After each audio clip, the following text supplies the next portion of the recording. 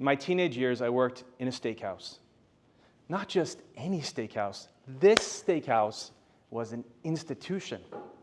Legend had it that the man that created Studio 54, that legendary club in New York City in the 1970s, Steve Rebell, had built this restaurant, the Steak Loft, and on his deathbed, as he was passing away, one of his partners, Neil, bought the restaurant from him. Neil was my boss. Neil was about as cuddly as a cactus and twice as prickly. This was a guy who married a woman 20 years younger. In case you don't know what that is, it's called robbing the cradle. And he kind of deserves it. He was mean, he was arrogant, he was shrewd, and he completely screwed my brother, who was a junior partner at this restaurant, out of $50,000. So we don't like Neil very much. But this story, it's not about Neil. It's about me and about a fateful wedding day in the restaurant. See, I had just turned 17. And when you turn 17 in the state of New York, that means what? You get to serve alcohol, which means I could graduate from salad boy to busboy to waiter. And as a waiter, I worked really hard, earned a lot of money, and I finally got my big chance to serve a big party.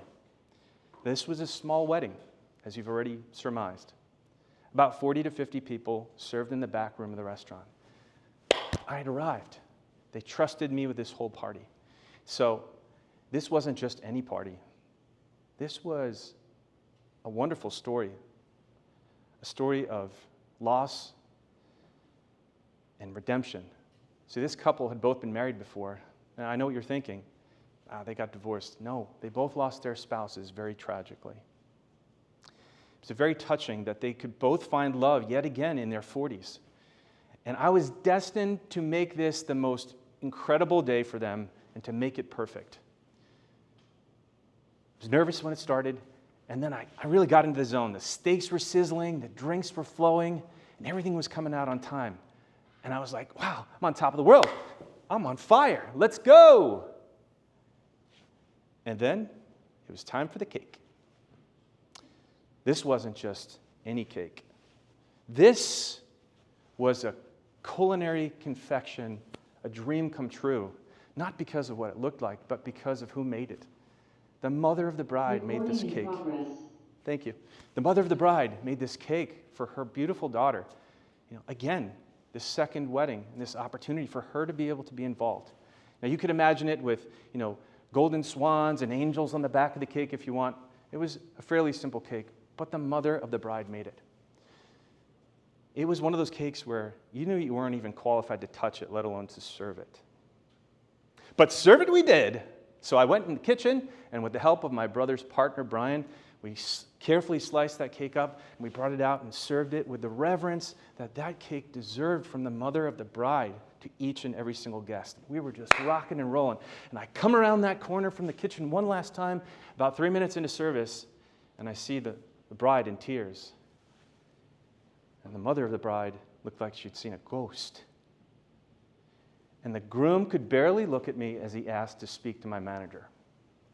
So I retreated back to the service center as I nervously was pacing, thinking, what could I have done that they need to speak to my manager? And my manager comes around the corner with all the gravitas of a man who looks like he's about to give me a death sentence.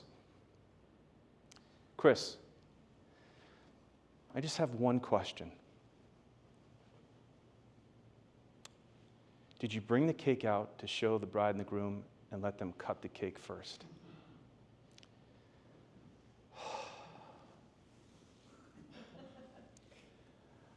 My jaw dropped open. My face went white, faster than you could say sponge cake. I wanted to do nothing but step into a closet, curl down onto the floor, and just die. My brother and his partner, they had to offer, just to make up a little for what I had done, how I'd ruined this couple's wedding. They had to offer them 5 free meals with all of their friends. It's cost them thousands of dollars because of what I had done. And this voice this voice in my head. I don't know, maybe you have a voice like this. It tells you, moron, idiot. How stupid could you be? That voice has haunted me for 30 years now. And I hope that telling this story makes it finally go away. I wanted to crawl under a rock, but I'm telling you this story because there's a few things that I hope that you can take away from it, as I hoped I had. 3 things. 1, the details matter. I'd like to lie and say, I really got it, I'm a details guy. The truth is, the smartest thing I did was marry a woman who cares about the details. And she's the one that keeps me honest. Every day she says, see, Chris, this is why I'm always focused on the details. It's the details, the small things that can kill us if we don't pay attention to them. The second thing is that we all need a little slice of humility. Started out nervous, got super confident, then I thought I was on fire. Of course, it would have been better if I just took a step back, maybe a bit more cautious, before the major catastrophe.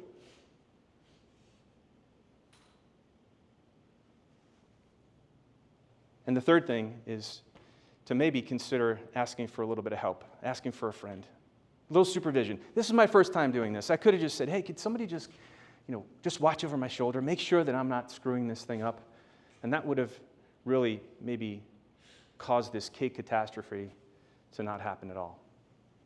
If I could go back to that 17-year-old self, and look, I know what you're saying. Hey, you were 17, kiddo, right?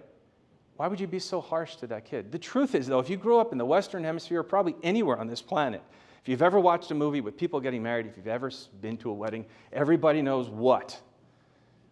You bring out the cake, and then what happens? The bride and groom what? Cut the cake. So I knew that. There was no excuse. But I wish I could go back and tell my 17-year-old self, hey, listen, just a little bit of humility. Watch out for the details. Ask for a little bit of help, especially if there's cake involved. So I suggest to you, the next time you're supremely confident about something that's in front of you, think about this difficult story.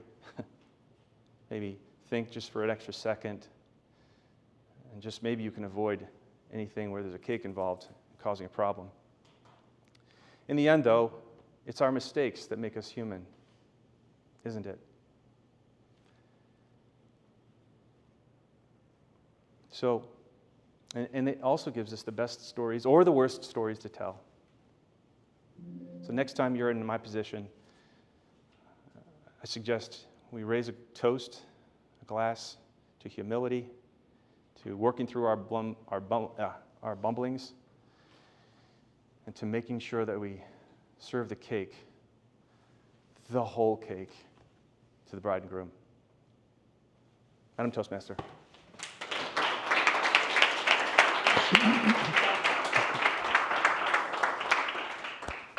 Thank you, Chris. That was cringeworthy indeed. Just joking. We all mess up. Please take a moment to give Chris some constructive feedback on his 24th Toastmaster speech.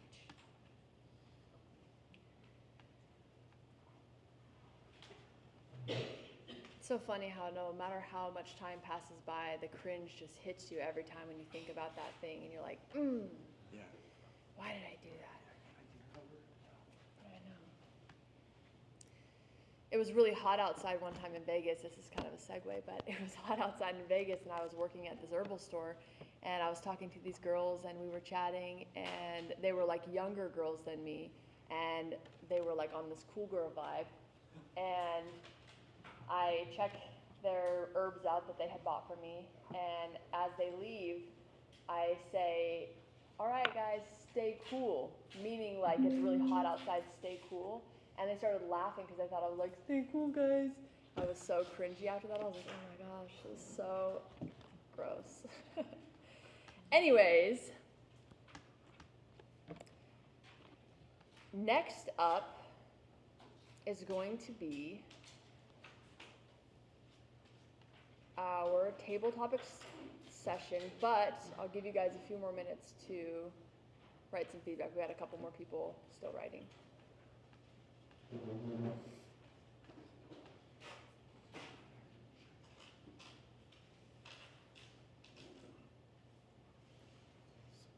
All right, I think we're good. Now for my favorite portion of the meeting, and honestly my favorite table topics master. Every time Beata comes up for table topics, it's always wonderful. I don't know if you know that, but I love your table topics. Please welcome Beata Engl for our table topics.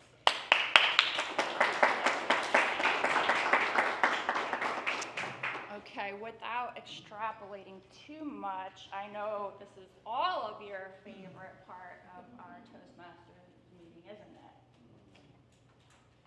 Well, today I bring you good fortune. So our topic today, you will pick out a fortune cookie, and you will have 1 to 2 minutes to speak on the prompt that's inside the fortune cookie. Do we have any volunteers? Good fortune? All right, Jimmy, come on up.